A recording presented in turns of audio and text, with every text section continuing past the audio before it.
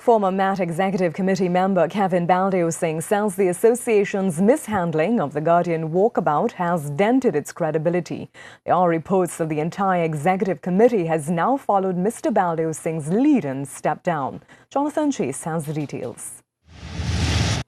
Former MAT executive member and Express columnist Kevin Baldew-Singh says confusion and vacillation on the Guardian walkout have cost MAT and its executive their credibility. Whatever the facts of the case behind it, it meant that the executive of MAT really had no credibility anymore with the public. So it seemed to me that we had no option but to step down. Mr. Baldew-Singh, who was part of the Guardian walkout in 1996, says there is no way to eliminate tensions between management and journalists in a media house.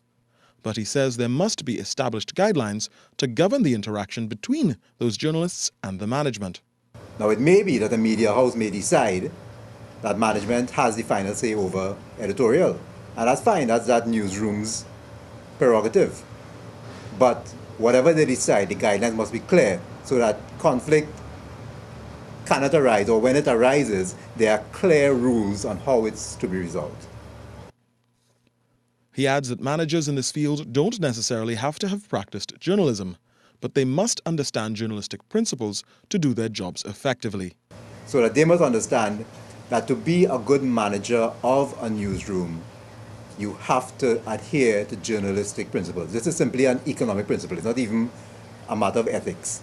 It's a matter of how does a media house make profits.